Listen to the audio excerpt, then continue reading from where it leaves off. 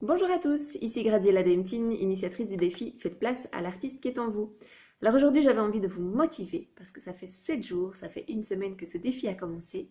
Je vois que tous les jours vous êtes une centaine à regarder chacune des vidéos, donc ça me fait très plaisir. Et donc je voulais vous proposer vraiment de prendre ce temps encore plus que les autres jours pour souffler un petit peu, pour prendre votre crayon, dessiner ce qui vous passe par la tête, dessiner un objet que vous avez en face de vous. Mais voilà, laissez de côté votre cerveau gauche avec ses préoccupations et prenez un petit peu de temps pour vous. Et j'ai envie vraiment qu'on fasse tout péter en dessous de cette vidéo et de voir tous vos dessins du jour. Je voulais vous rappeler également que j'ai posté il y a quelques jours une vidéo Et vous, qui êtes-vous? Vous pouvez toujours aller vous y présenter et me dire où se situent vos blocages parce que peut-être que vous ne vous en doutez pas, mais je fais mes vidéos en fonction de ce que je vois dans vos dessins, de ce que je vois dans vos descriptifs de vous-même, de vos blocages et des difficultés que vous avez eues dans certains dessins. Et donc évidemment, au plus vous écrirez, au plus je serai à même de rejoindre ce dont vous avez besoin. Le petit truc du jour, donc c'est surtout pour les dessins pour lesquels vous allez copier, donc une photo ou une image. Alors je vous montre ce que c'est.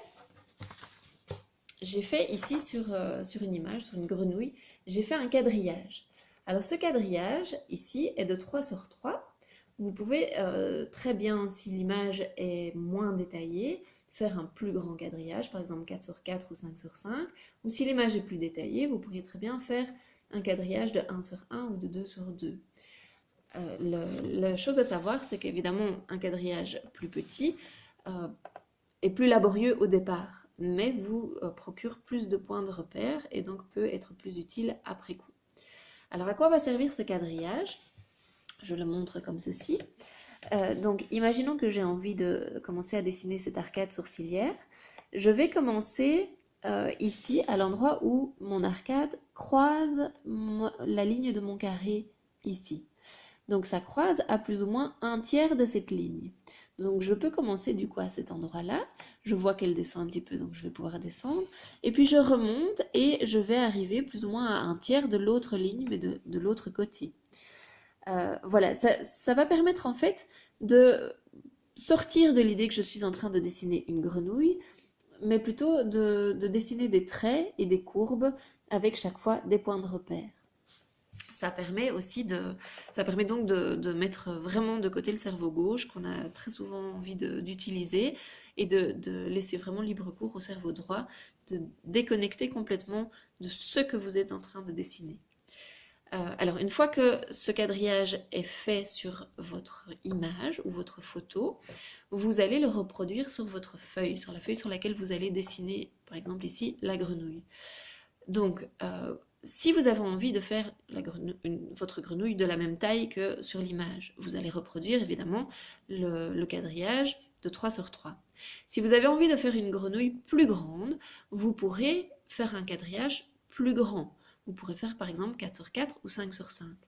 Et si vous avez envie de faire une grenouille plus petite, vous pourrez très bien faire un quadrillage de 1 sur 1 ou de 2 sur 2.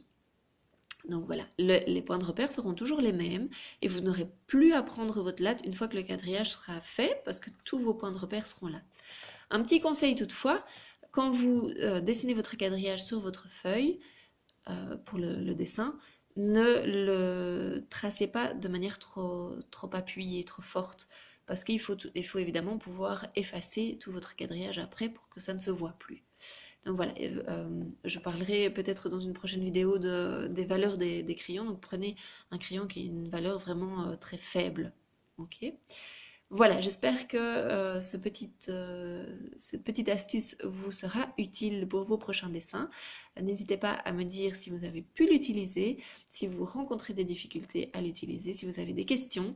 Ça me permettra de vous aiguiller et voilà, et surtout, j'attends tous vos dessins. Une centaine de dessins aujourd'hui, hein, voyons grand. Et je vous dis à tout bientôt. Au revoir à tous.